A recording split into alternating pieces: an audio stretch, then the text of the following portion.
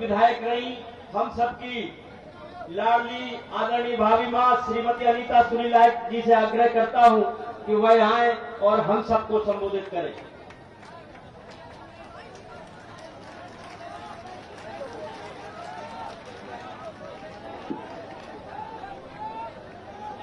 बोलो जगदम्बे मैया की, भारत माता की, यहाँ की जनता जनार्दन की। सम्मानीय मंच पर उपस्थित हमारे प्रदेश के मुखिया माननीय हमारे बड़े भाई शिवराज सिंह चौहान जी, हमारे बड़े भाई हमारे जिला अध्यक्ष जी, हमारे भाई विश्वास सारंग जी, हमारी बहन ललिता जी, हमारी बहन रेखा जी, हमारे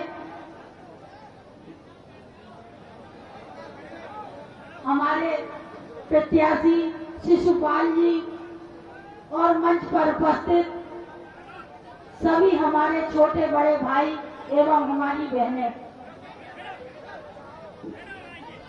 और मीडिया के सभी हमारे भाई एवं पत्रकार, अधिकारी, कर्मचारी, सभी भाइयों बहनों एवं माताओं, बुजुर्ग दादाओं एवं बच्चों, आज हम सब चुनाव की बेला में यहाँ पर उपस्थित हुए हैं क्योंकि हमें 30 तारीख को कमल के फूल पर मोहर लगाकर हमें अपने शिशुपाल भैया को वोट देना है और उन्हें विजय बनाकर भोपाल पहुंचाना, क्योंकि आपको पता है कि यहाँ के सामंतशाहियों ने कितना आतंक फैला रखा है और आप जानते हैं कि हमारी माताओं बहनों के साथ कितना अत्याचार किया है उन्होंने। 25 सालों से हमारे क्षेत्र की जनता पीड़ित थी, क्योंकि 6 बजे के बाद कोई अपने घर से बाहर नहीं निकल पाता था। उनका इतना आतंक था कि लूट मार, और कोई भी किसान अगर अपनी फसल बेचकर अपने घर को जाता था तो बीच में ही उसके पैसे लूट लिए जाते थे। इसलिए भाइयों, मैं कहना चाहती हूँ कि आप सबको पता है कि 2008 में मेरे साथ जो घटना घटी थी, सुनील नायक जी के साथ उन्होंने ही ये घटना की थी। और आपको पता होना चाहिए कि 2013 में मेरे बड़े भाई माननीय मुख्यमंत्री जी ने मुझे अनुशासन दिया और उन्होंने मुझे अपनी छोटी बहन समझकर मेरा सहयोग किया और मुझे 2013 में विधायक बनाया। और आपको पता होना चाहिए कि उन 5 सालों में आपको पता होगा कि यहाँ पर राम राज चलता था, किसी को कोई आंच नहीं आई। इसलिए भाइयों बहनों, मैं आप सबसे झोली फैलाकर वोट मांगना चाहती हूँ कि आप मेरे शिशुपाल भाई को कमल के फूल पर मोहर लगाकर विजय बनाए और उन्हें भोपाल पहुंचाएं। यही मेरी इच्छा है। मैं यही चाहती हूँ कि सामंतशाहियों को यहाँ से खात्मा किया जाए और यहाँ पुनः राम राज फैलाया जाए। जय हिंद, जय भारत, धन्यवाद। मैं सभी मीडिया के साथियों से कहना चाहता हूं, पीछे बैठे हुए लोगों को थोड़ी तकलीफ हो रही है तो उनको थोड़ा सा देखें। वो माननीय मुख्यमंत्री जी को सुनना चाहते हैं, देखना चाहते हैं, थोड़ा सा उनका भी सहयोग करें, मेरा आपसे आग्रह निवेदन है। अब मैं भारतीय जनता पार्टी के लोकप्रिय प्रत्याशी, और लोकप्रिय इसलिए बोल रहा हूं मित्रों कि आप सबने माननीय मुख्यमंत्री जी से कहा था, आग्रह किया था कि शिषपाल, डॉक्टर शिषपाल यादव को प्रत्याशी बनाओ। हम शिषपाल को भारतीय जनता पार्टी से जिता करके आपकी झोली में देंगे। मैं आग्रह करता हूं, मैं आप सबसे ये कहना चाहता हूं कि माननीय मुख्यमंत्री जी ने आपकी बात को सुना और डॉक्टर शिषपाल यादव को भारतीय जनता पार्टी का प्रत्याशी बनाया। अब मैं भारतीय जनता पार्टी के हमारे जिले के उपाध्यक्ष और हमारे भाई श्री गणेश लाल नायक जी से मैं आग्रह करता हूं कि वह आए और हम सबको संबोधित करें।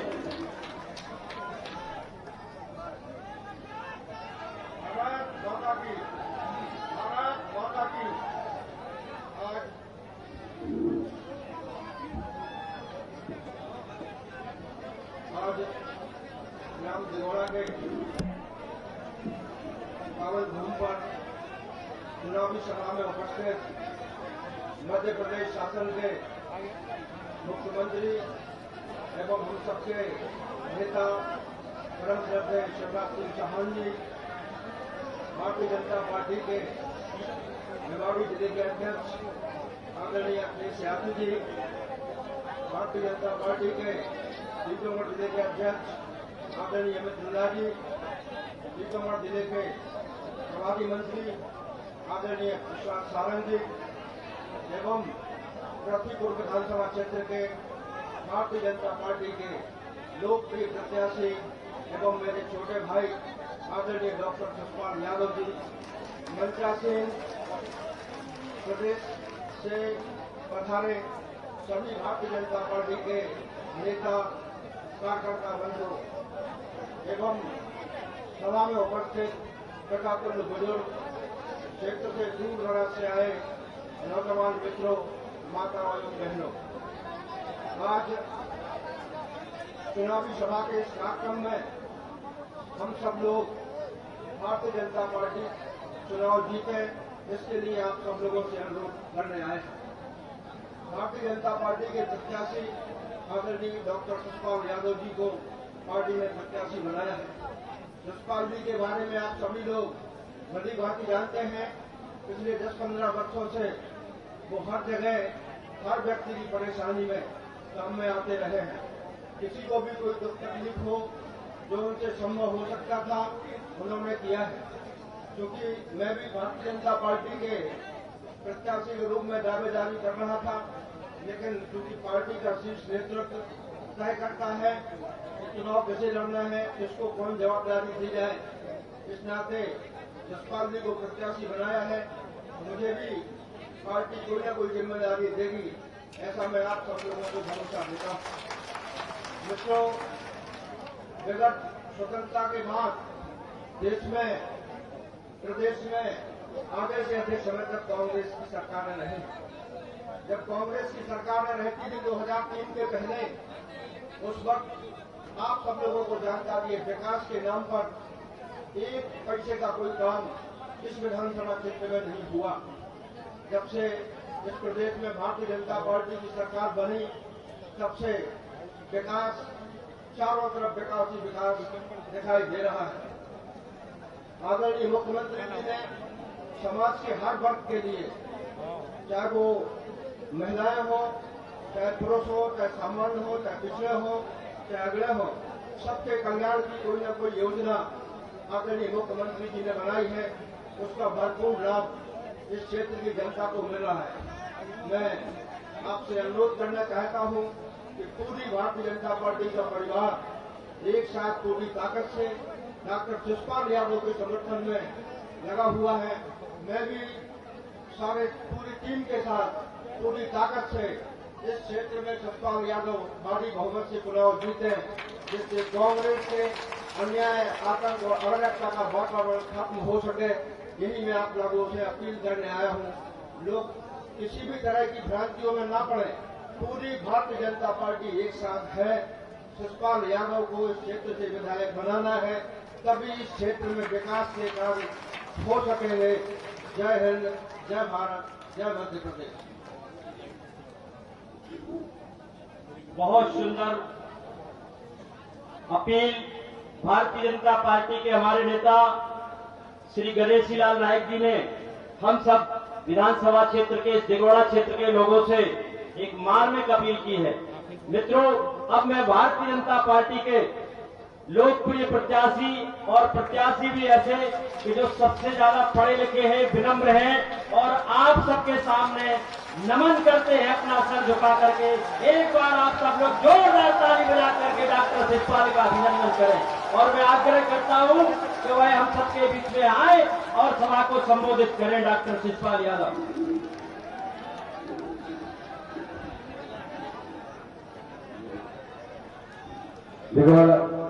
भारत माता की, भारत माता की, भारत माता की। शिवराज सिंह चौहान, श्री शिवराज सिंह चौहान जी दिगोड़ा की पावन भूमि पर आयोजित चुनावी सभा के अवसर पर हमारे बीच मंचासीन 21वीं सदी के भारत के महानायकों में गणमान्य मध्य प्रदेश के यशस्वी मुख्यमंत्री, गरीबों, बेसहारों, पिछड़ों, दलितों, किसानों, नौजवानों, माताओं, बहनों, समाज के सभी वर्गों के नेता और आज के इस कार्यक्रम के मुख्य अतिथि आदरणीय श्री शिवराज सिंह चौहान साहब, हमारे बीच मंचासीन मध्य प्रदेश सरकार के यशस्वी कैबिनेट मंत्री आदरणीय श्री विश्वास सारंग जी, श्री सुरेश राठखेड़ा जी, श्रीमती इमरती देवी जी, पूर्व मंत्री मध्य प्रदेश सरकार, श्रीमती ललिता यादव जी, भारतीय जनता पार्टी के प्रदेश उपाध्यक्ष आदरणीय श्री मुकेश चौधरी साहब, जिला अध्यक्ष भारतीय जनता पार्टी श्री अखिलेश यादव जी, श्री अमित नोना जी और हमारी मातृशक्ति की प्रतीक और हमारी माता के रूप में स्नेह करने वाले पूर्व विधायक राजा प्रतिभा आदरणीय श्रीमती नीता सुनील नायक जी, विधायक श्री अनिल जैन साहब, श्री राकेश गिरी जी, श्री राहुल सिंह जी, श्री वीरेंद्र रघुवंशी विधायक कोलारस और जिला प्रभारी भारतीय जनता पार्टी आदरणीय श्री मुन्ना सिंह भदौरिया जी, मंडल अध्यक्ष दिगोड़ा श्री गोविंद घोष जी, मंडल अध्यक्ष मुआना श्री मान सिंह डांगी जी, श्री ओम प्रकाश रावत जी, बड़े भाई श्री गणेशीलाल नायक जी, श्री अनिल पांडे जी, श्री हरलाल केवट जी, श्री अश्विनी चढ़ाव जी, श्री शैलेंद्र जैन जी, श्री कोक सिंह नरवरिया जी, श्री महेंद्र सिंह बुंदेला जी, श्री रवि राय जी, श्री प्रमोद यादव जी, श्रीमती रोशनी यादव जी, श्री सुनील घटिक जी, मंचासी समस्त अतिथिगण और पृथ्वीपुर विधानसभा के क्षेत्र से कोने कोने से पधारी हमारी शक्ति स्वरूपा माताएं, बहनें, देवतुल कार्यकर्ता साथीगण, पत्रकार साथियों, इस मंच के माध्यम से मैं आप सभी का हार्दिक स्वागत और अभिनंदन करता हूं। अभी साथियों, मैंने एक बात कही थी कि 21वीं सदी के महानायक, ये बात साधारण नहीं, असाधारण है। भारत में बहुत नेता हैं, लोकतांत्रिक व्यवस्था के तहत मुख्यमंत्री और प्रधानमंत्री भी हुए, लेकिन जनता के दिलों में राज जितना माननीय शिवराज सिंह चौहान जी ने किया शायद किसी नेता ने किया हो। मैं एक शेर के माध्यम से कहना चाहता हूं कि दिए के लिए रात बहुत भारी रही, दिए के लिए रात बहुत भारी रही, रोशनी के लिए जंग जारी रही, किलों पे तो कब्जे उन्हीं के रहे पर दिलों पर हुकूमत हमारी रही। साथियों, जब 15 महीने कांग्रेस की सरकार मध्य प्रदेश में चल रही थी, उस समय फेसबुक और व्हाट्सएप पर लोगों के गाने आते थे, किसानों के गाने आते थे, मामा शिवराज जल्दी आ जाओ। यह उनकी लोकप्रियता का प्रमाण है। मुख्यमंत्री रहते कमलनाथ का गाना किसी ने नहीं गाया है। जब माननीय शिवराज जी मुख्यमंत्री नहीं थे, तब भी देश की जनता, प्रदेश की जनता माननीय शिवराज जी को याद कर रही थी। यह उनकी लोकप्रियता का प्रमाण है। और मैंने देखा है कि पृथ्वी पर विधानसभा में जहां भी आम सभा आयोजित हुई, बिना संसाधनों के भी लोग, अभी मैं देख रहा था कि बिजराओं से भी लोग उनको सुनने के लिए पैदल आ रहे थे। ये उनकी लोकप्रियता का प्रमाण है। और ऐसा इसलिए कि उन्होंने समाज का ऐसा कोई वर्ग नहीं छोड़ा है, ऐसा कोई गांव नहीं छोड़ा है, ऐसा कोई क्षेत्र नहीं छोड़ा है जिसको उन्होंने अपनी योजनाओं का लाभ देने से छोड़ा हो और इस योजनाओं को लाभ देने के साथ साथ अपने आशीर्वाद से सिंचित न किया हो। साथियों, मैं कहना चाहता हूं इस मंच के माध्यम से, चुनाव के तमाम आयाम हैं, उन आयामों की भी हम चर्चा करेंगे, लेकिन सबसे बड़ा आयाम है कि माननीय शिवराज सिंह जी की इस चुनाव में प्रतिष्ठा लगी हुई है। इसलिए मैं आपसे हाथ जोड़ करके निवेदन करना चाहता हूं कि जो मुख्यमंत्री हमें दिल से चाहते हैं, हमारी हर वक्त की खबर रखते हैं, हर परिवार की खबर रखते हैं, उनकी प्रतिष्ठा को और ऊंचाइयों पर ले जाने के लिए आपके आशीर्वाद की मुझे जरूरत है, भारतीय जनता पार्टी को जरूरत है। आने वाली 30 तारीख को कमल वाला बटन दबा करके भारतीय जनता पार्टी को विजय बनाने का काम अगर आप करते हैं तो माननीय शिवराज जी का मान इस देश में और ऊंचा उठ जाएगा। ऐसी मेरा निवेदन है। कामना। बहुत बहुत धन्यवाद। अब मैं आप सबके बीच में आपको जिनका इंतजार है, और इंतजार भी क्यों ना हो, लोकप्रियता क्या होती है, दिलों पर राज करना क्या होता है, लोगों के मन मस्तिष्क में जो नाम है, चेहरा है, हम सब ये चाहते हैं कि माननीय शिवराज जी हम सबका हमेशा नेतृत्व करते रहे। और ये बात सत्य है कि जिस तरीके से मध्य प्रदेश की जनता का 24 घंटे ख्याल रखते हुए और हर डगर, हर गली, हर टोला मजरा, क्या मध्य प्रदेश का कोई जगह ऐसी नहीं है जहां शिवराज जी जाकर के लोगों के दुख दर्द को न सुनते हो। मैं विनम्रता पूर्वक आग्रह करता हूं आदरणीय माननीय मुख्यमंत्री श्रीमान शिवराज सिंह जी चौहान का हम सब लोगों के बीच में आप पधार करके हमको आशीर्वाद दें और जनता जनार्दन को संबोधित करें। आदरणीय शिवराज सिंह।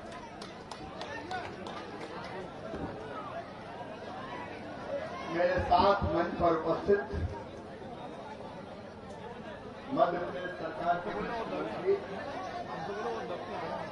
टीकमगढ़ के प्रभारी मंत्री आदरणीय विश्वास सारंग जी, हमारे मंत्रिमंडल के सहयोगी आदरणीय सुरेश जी, मेरे साथ यहाँ उपस्थित हमारे लोकप्रिय उम्मीदवार भाई शिशुपाल यादव जी, हमारे दोनों अध्यक्ष आदरणीय अखिलेश जी, अमित जी, बहन ललिता जी, बहन श्रीमती इमरती जी, वीरेंद्र रघुवंशी जी, अनिल जैन जी, हमारी आदरणीय भाभी जी जिनका मैं बहुत सम्मान करता हूं, श्रीमती अनिता सुनील नायक जी, भाई गणेशीलाल नायक जी, आदरणीय मेरे विधायक साथी राकेश गिरी जी, राहुल सिंह जी, मुन्ना सिंह जी, बेबी राजा हमारे बहुत वरिष्ठ नेता, गोविंद घोष जी हमारे मंडल अध्यक्ष, मान सिंह जी, ओम प्रकाश रावत जी, हमारे वरिष्ठ नेता भाई अनिल पांडे जी, हरलाल केवट जी, अश्विनी जी, शैलन जैन जी, कोप सिंह नरवलिया जी, महेंद्र सिंह मुंडेला जी, रवि जी, प्रमोद जी, सुनील खट्टी जी, बेटी रोशनी यादव जी, आदरणीय मंच गणेशीलाल जी का हो गया। गणेशीलाल को कैसे बोलते, दिगौड़ा में हम उपस्थित मेरे आदरणीय बुजुर्गों, मेरे नौजवान भाइयों, मेरी माताओं बहनों और मेरे भांजे भांजियों, दोनों हाथ जोड़ के आप सबको राम राम करता हूं, आप सबको प्रणाम करता हूं। आज आने में थोड़ी देर हुई क्योंकि मैं पहले सतना जिले के दलदल गांव में गया। सीमा पर हमारे एक नौजवान कर्णवीर सिंह कश्मीर की घाटी में आतंकवादियों से लड़े, आतंकवादी मार गिराए और बाद में आतंकवादियों की गोलियों के कारण उनने अपने खून की अंतिम बूंद भी भारत माता की सेवा में समर्पित कर दी, चरणों में समर्पित कर दी। मेरा परम कर्तव्य था कि मैं ऐसे वीर जवान को, मध्य प्रदेश के सपूत को वहां जाकर श्रद्धांजलि अर्पित करूं। मैं उनके गांव गया, मैंने उनके अंतिम दर्शन किए और अंतिम दर्शन करके मध्य प्रदेश की 8.5 करोड़ जनता की तरफ से पुष्प चक्र अर्पित किया, श्रद्धांजलि अर्पित की। उनके पिताजी भी फौज में थे, फौज से रिटायर हुए। उन्होंने मुझे कहा कि एक बेटा तो क्या, अगर मेरे 10 होते तो 10 भी भारत माता की चरणों की सेवा में अर्पित कर देता। वो मध्य प्रदेश का परिवार है और मैंने तत्काल तय किया कि ऐसी माता को, ऐसे पिता को 1 करोड़ रुपए की श्रद्धा निधि से, सम्मान निधि से सम्मानित किया जाए। हम उनको ला नहीं सकते, लेकिन उनके परिवार का ध्यान रखना ये हमारी ड्यूटी है। हम उनकी मूर्ति लगाएंगे, स्मारक बनाएंगे। मैंने ये भी तय किया उनके भाई को, शक्ति सिंह को, मैं सरकारी नौकरी दूंगा ताकि परिवार का ध्यान लगातार रखा जा सके। शहीदों की चिताओं पर लगेंगे हर बरस मेले, वतन पर मरने वालों का यही बाकी निशा होगा। शहीद कर्णवीर सिंह, मैं तुमको सजनता की तरफ से फिर प्रणाम करता हूं। इन्हीं के कारण हमारा देश सुरक्षित, हमारा प्रदेश सुरक्षित है। आज वहां गया था, वहां से यहां आया। मेरे बहनों और भाइयों, कल एक और बहुत बड़ा काम हुआ हमारे प्रधानमंत्री नरेंद्र मोदी जी के नेतृत्व में, जनता के सहयोग से। हमने भी मध्य प्रदेश में दिनों रात मेहनत की। कोरोना जैसी भयानक महामारी, जिसके कारण कई लोग काल के गाल में समा गए, उस महामारी से बचने का एकमात्र उपाय था टीका लगवाना, टीकाकरण। सचमुच में भारत के प्रधानमंत्री जी को हम हृदय से धन्यवाद देते हैं। पहले भी कांग्रेस की सरकारें हुआ करती थी, कभी अपने देश में कांग्रेस के राज में वैक्सीन नहीं बनी। वैक्सीन अमेरिका बनाता, वैक्सीन रूस बनाता, जर्मनी, जापान, फ्रांस बनाता था, और हमारे यहाँ तो 5-10 साल के बाद आती थी। लेकिन धन्य है मोदी, कोरोना आया, वैज्ञानिक जुटे और अपने देश में वैक्सीन का टीका बना लिया। 100 करोड़ लोगों को टीका लग गया और उसी वैक्सीन के कारण आज हमारी जिंदगी सुरक्षित हुई है, आज हमारा जीवन सुरक्षित हुआ है। मेरी एक प्रार्थना है दिगोड़ा में सभी बहनों और भाइयों से, अगर अभी तक किसी ने वैक्सीन न लगवाई हो तो वैक्सीन जरूर लगवा लेना। चिकित्सा शिक्षा मंत्री विश्वास सारंग बैठे हैं, इनने भी दिन और रात मेहनत की जनता को बचाने के लिए दिन और रात काम करते थे ये, लेकिन आपकी ड्यूटी है वैक्सीन जरूर लगवानी। प्रोग्राम चौधरी हमारे स्वास्थ्य मंत्री, वो भी यही कहीं हमारे काम से लगे होंगे। धामधाम में सब लोगों ने मिलकर हम लोगों ने मेहनत की, लेकिन वैक्सीन जिनने नहीं लगवाई लगवा लेना। कौन कौन ने लगवाई, हाथ उठाओ। सभी ने लगवा ली। और दूसरा टीका कौन कौन ने नहीं लगवाया वो उठाओ जरा। दूसरा जिनने नहीं लगवाया वो उठाना। बहुत लोग बचे हैं। अरे भैया हाथ जोड़ के कह रहा हूं, तुम जो कहो वो करने को तैयार हूं, लेकिन मेरी बात मान लेना दादा हो, वैक्सीन जरूर दूसरा डोज लगवा लेना, ये जिंदगी के लिए जरूरी है। अब फ्री में वैक्सीन भाजपा की सरकार दे रही, मोदी जी दे रही। अच्छा कोई ज्यादा दर्द भी नहीं होता, दर्द होता है क्या ज्यादा? पता ही नहीं चलता, देख के जरूर इतनी बड़ी सुई देख के डर लगता है, लेकिन जब वो अंदर जाती वहां में ज्यादा की तकलीफ ही नहीं होती। कितने दिन में नहीं लगवाया दूसरा डोज लगवा लोगे? अरे बोल क्या बता, लगवा लोगे? बहनों तुम भी लगवा लेना, सगा भैया कह रहा है, सौतेला नहीं हूं, तुम सुरक्षित रहो, ये मेरी जवाबदारी है। इसलिए सब वैक्सीन जरूर लगवाएं, ये मेरी अपील है।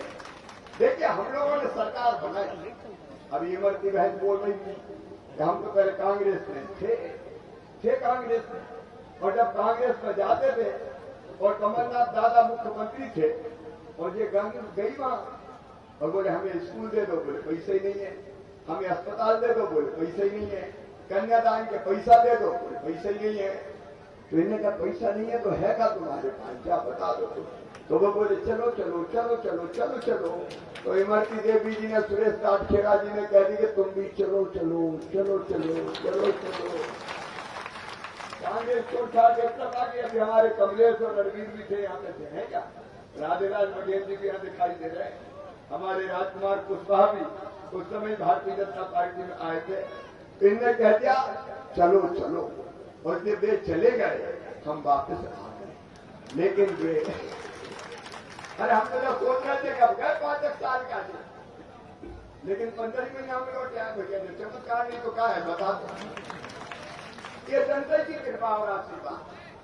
15 महीना में दादा कमलनाथ ने मध्य प्रदेश बर्बाद कर दो। चारों तरफ तबाही का माहौल था। जितनी योजनाएं हमने चलाई सब बंद कर दी। पहले तो ये करे थे कमलनाथ गरज के सबका कर्जा माफ करूंगा, चिंता मत करो 10 दिन में। हुआ 10 दिन में कर्जा माफ का? अरे जोर से बता हुआ क्या? बेरोजगारों को बेरोजगारी भत्ता दूंगा 10 दिन में 4000 रुपया। कोई चवन्नी मिली का? अरे बताओ भैया मिली का कोई है?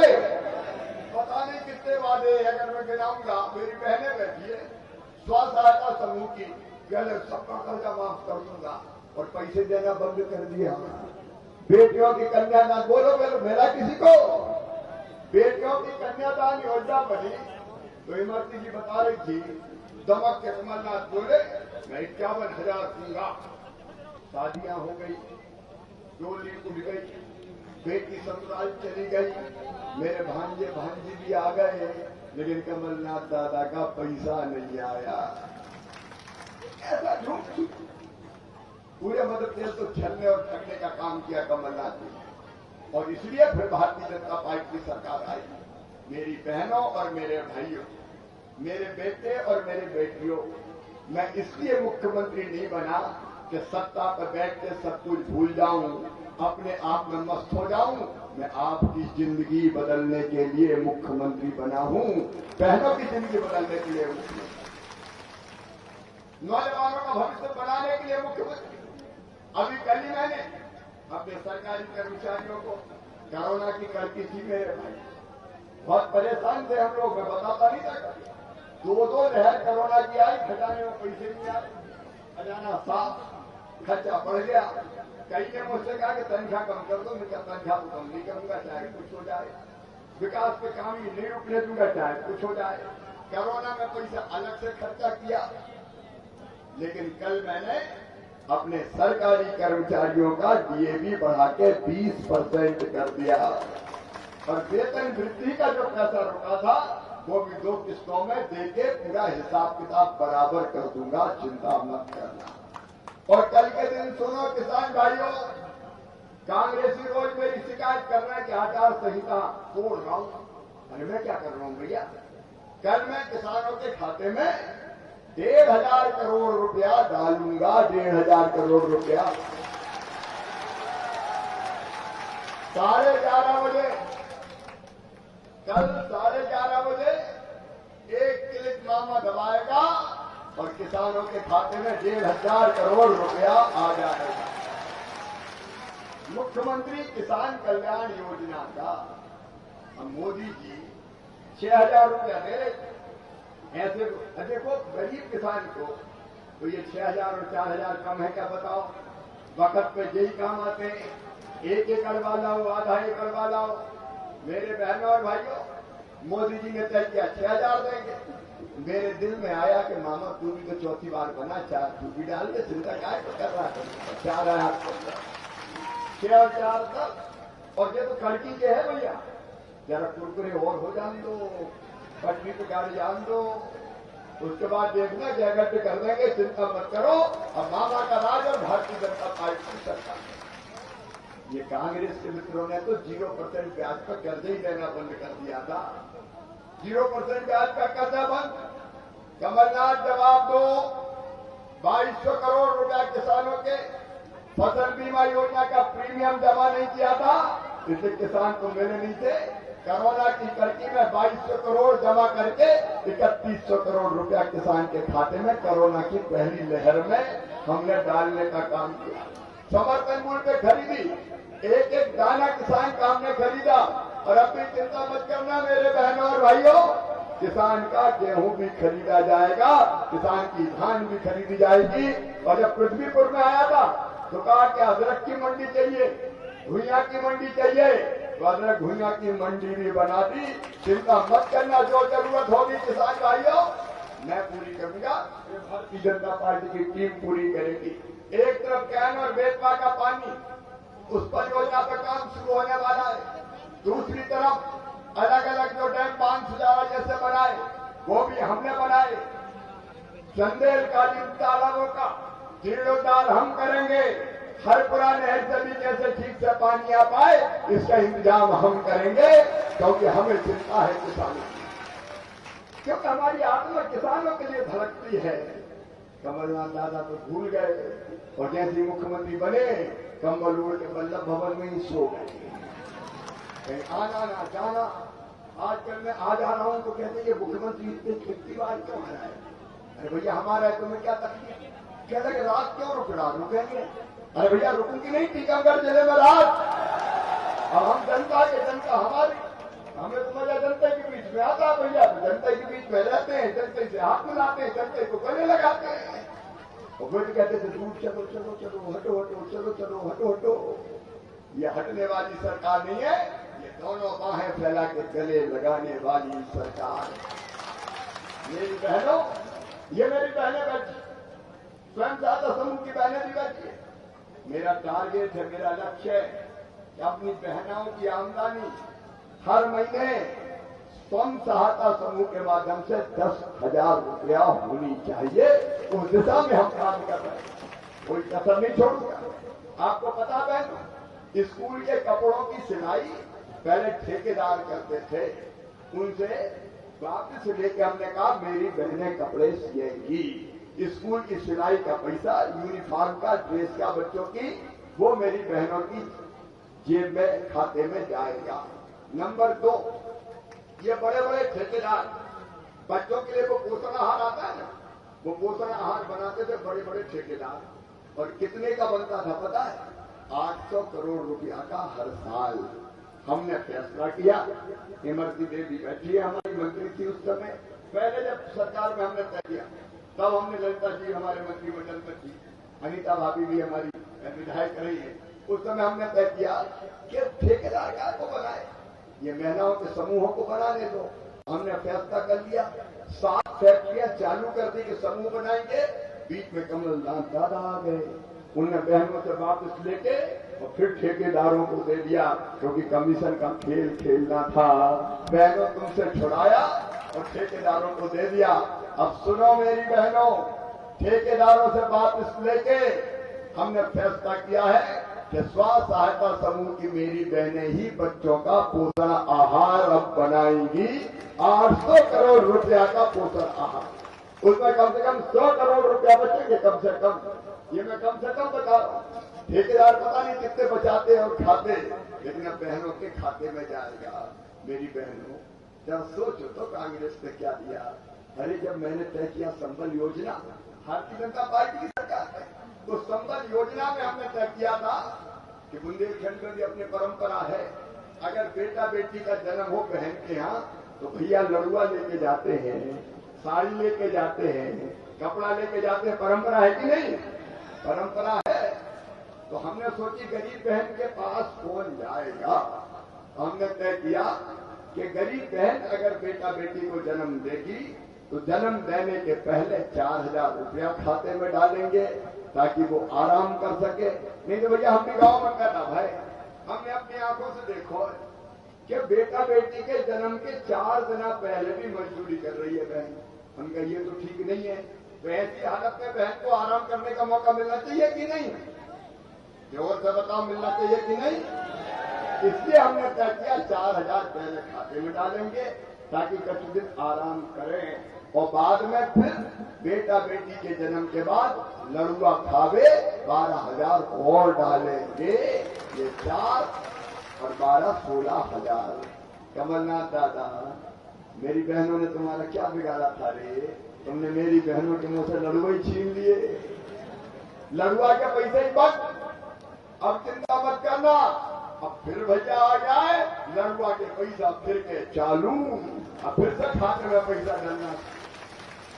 हमारे बच्चों को, मेरे भांजे भांजियों से मैं कहना चाहता हूं, मेरे बेटा मेरे बेटियों, हमने तय जो राजकरण भरी सभा में दिगौड़ा में सुन लेना साहब, फिर कह रहा हूं मैं, ये सरकार मेरी बैठी है, मेरे मंत्रिपरिषद के साथ ही बैठे, हमने तय किया है कोई भी बेटा बेटी हो, अगर वो पढ़ने में तेज है, उसमें बुद्धि है, उसके अच्छे नंबर आते हैं, तो चाहे वो सामान्य वर्ग का हो, चाहे वो पिछड़े वर्ग का हो, चाहे वो एससी का बेटा बेटी हो, और चाहे वो आदिवासी एसटी का बेटा बेटी हो, उनका मेडिकल कॉलेज में भी एडमिशन प्राइवेट में भी हुआ, और फीस अगर 8 लाख रुपया साल की हुई तो उनके मम्मी पापा नहीं भरवाएंगे, ये मामा शिवराज सिंह चौहान भरवाएगा।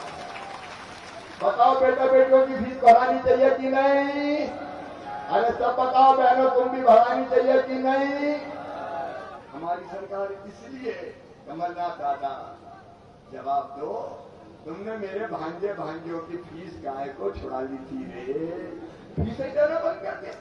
ये भांजे भांजियों की फीस छुड़ाने वाले, ये बहन के लड़ुआ छुड़ाने वाले, और तीसरी बात, जब मौत हो जाती थी एक्सीडेंट में, हम 4 लाख रुपया देते थे, परिवार तबाह हो जाता है। भगवान ना करे कोई कभी कोई की ऐसी मौत हो, लेकिन मौत हो गई तो परिवार दर दर की ठोकरें खाता है। एक दिन आप पूछ रहे, बाद में कोई पूछता है क्या? सब अपने अपने काम धंधों में लग जाते हैं। इसलिए हमने तय किया कि 4 लाख रुपया देंगे। कमलनाथ, आपने वो 4 लाख रुपया भी छीन लिए। सामान्य मौत पे 2 लाख देंगे, वो 2 लाख भी छीन लिए। अरे और अंतिम संस्कार के लिए, कफन के इंतजाम के लिए 5,000 रुपया देंगे। तुमने तो कफन के भी कांग्रेसियों 5,000 छुड़ा ले रे, कफन के छुड़ा ले। काहे की कांग्रेस कोई बताए तो क्यों कांग्रेस को वोट देना चाहिए? ये सारी योजना बंद कर दी थी, अब संबल योजना फिर से चालू। 4 लाख, 2 लाख, 5,000 सारे में सारे दिए जाएंगे, चिंता मत करना, क्योंकि तुम्हारी सरकार है मेरे बहनों और भाइयों। हमारी आत्मा जब धड़कती है तो आपके लिए धड़कती है। इसलिए तो सरकार है कि जब संकट का समय आए तो सरकार हमारी मदद के लिए खड़ी हो जाए, हमारी सहायता के लिए खड़ी हो जाए। और इसलिए हमने तय किया बहनों और भाइयों, पूरे मध्य प्रदेश में जो गरीब जनता है, चाहे वो एससी हो, चाहे वो आदिवासी हो, चाहे वो सामान्य हो, चाहे पिछड़े वर्ग की, जो गरीब है उनको 1 रुपया किलो गेहूं, 1 रुपया किलो चावल और 1 रुपया किलो नमक दिया जाएगा। बताओ कांग्रेस ने कभी खोआ का? कभी कांग्रेस ने खिलाओ कभी गेहूं सस्ता हो? अरे जोर से बोल के बताओ, खिलाया कब? सस्ता गेहूं भारतीय जनता पार्टी की सरकार, और मोदी जी ने तो गजब कर दिया। कोरोना आया, लोग परेशानी में थे, तो क्या लगे नवंबर तक फ्री में ही दे हो रहे 5-5 किलो फ्री में एक व्यक्ति को। ये भारतीय जनता पार्टी कर सकती है। और मेरी बहनों, मैं तुमसे भी कह रहा हूँ, मेरे भाइयों तुमसे भी कह रहा हूँ, और शिशुपाल पूरी टीम में बैठी है, कोई गरीब छूट गया हो सबके नाम जुड़वा देना। मामा के खजाने में गरीबों के लिए कोई कमी नहीं है, सबको सस्ता राशन मिले, कोई भूखा न सोए, अपनी जवाबदारी है। और दूसरी बात, जब मैं यहां आया, मोहनगढ़ आया, मोहनगढ़ से योजना बनाई। जब मोहनगढ़ के बाहर निकले तो केवल समाज के हमारे कुछ भाई बहन मिले कि हमारे एक एक घर में बहुत से लोग रहने की जगह नहीं है। मैं कैसे? बोले दादाजी दादी जी, उनके 4 बेटा हो गए तो 4 बेटा 4 बहू हैं, उनके फिर हो गए तो और घर में इतने लोगों की रहने की जगह नहीं। बताओ रहे कहाँ, हम बता दो। तो हमने तय कर दिया, सब सुन लेना, एक घर में छोटा सा घर है कच्चा, और 1 से ज्यादा परिवार रह रहे हैं। परिवार का मतलब पति पत्नी और उसके बच्चे, ये एक परिवार है। एक परिवार से ज्यादा रह रहे हैं, चाहे वो 4 बेटा बहू में रह रही हो, चाहे 5 रह रही हो, तो सुन लो मेरी बहनों और सुन लो मेरे भाइयों, उनको फिर अलग से पट्टा देके जमीन का मालिक बनाऊंगा, रहने की जमीन का। सब कान खोल के सुन लेना, क्योंकि ये दर्द है जनता का। अगर रहने की जगह नहीं तो बताओ कहां जाए गरीब आदमी। मुख्यमंत्री के नाते मेरा फर्ज नहीं कि मैं उनकी चिंता करूं, ये मेरा फर्ज था। हमने मुख्यमंत्री भू अधिकार योजना बना दी, जहां सरकारी मिलेगा सरकारी जमीन पर प्लाट काट के देंगे, और कहीं सरकारी नहीं मिला तो जमीन खरीद के भी पट्टे देके जमीन का मालिक बनाया जाएगा। बनना चाहिए कि नहीं सबको जमीन का मालिक बताओ। और नंबर 2, हमारे कार्यकर्ता नेताओं ने बताया कि कई जगह जनता घेर लेती, भैया कुटी नहीं मिली, मकान मिलो ही देगा तो सूची में नाम ही नहीं, सूची बनी 2011 में, कई नाम छूट गए। अब वो सरकार तो सूची के हिसाब से देती है, अब जिनके छूट गया देखा करें, क्या उनको कभी मकान नहीं मिलना चाहिए? और इसलिए मेरी बहनों और मेरे भाइयों, हमने फैसला किया कि फिर से सूची बनाई जाएगी, सर्वे किया जाएगा, और जो जो गरीब छूट गए उनका नाम जोड़ा जाएगा। आवास प्लस का सर्वे, बोलो जोड़ना चाहिए कि नहीं? और नाम जोड़ के सूची में बाद में मकान बनाने के लिए उनको पैसा दिया जाएगा। कोई कच्ची झोपड़ी में नहीं रहेगा, सबका पक्का मकान बन जाए, इसका इंतजाम किया जाएगा। गरीब के बच्चे छोटा हो लेकिन पक्का तो हो रहे, जिसमें छोटी मोटी सब व्यवस्थाएं हो। हाँ, झूठ नहीं बोलता, 1 साल में सबके नहीं बन पाएंगे, मैं झूठ नहीं बोलता, 1 साल में सबके नहीं बन पाएंगे। मुझे यह बताया कि यहाँ लगभग पूरे जिले में 50-52 हजार मकान निकलेंगे, टीकमगढ़ और मिला में। मान लीजिए दोनों जिलों में 1 लाख ऐसे निकले तो 25,000 1 साल में, 25,000 दूसरे साल में, 25,000 तीसरे साल में, ऐसे करके सबको मकान।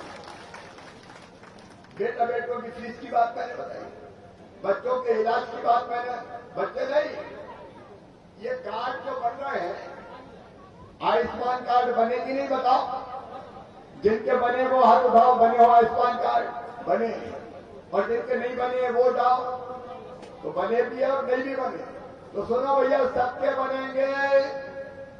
और आयुष्मान कार्ड में क्या होगा? 5 लाख रुपए तक का इलाज प्राइवेट अस्पताल में भी जरूरत पड़ी तो फ्री में करवा के दिया जाएगा। और रोजगार के लिए मेरे युवा बेटे बेटियों, अभी 30,000 भर्ती शिक्षक विभाग में हुई है, 8,000 भर्ती स्वास्थ्य विभाग में अभी हुई है, और भर्तियां निकलेगी। साल भर में 1 लाख भर्ती की जाएगी, चिंता मत करना। 1 लाख सरकारी नौकरियों में भर्ती होगी। और उसके साथ रोजगार का और साधन चाहिए तो मुख्यमंत्री उद्यम क्रांति योजना में बैंकों से लोन दिलाएंगे। लोन की गारंटी भी मैं दूंगा और ब्याज भी मामा भरवाएगा, ताकि बाकी काम धंधों में लग जाए।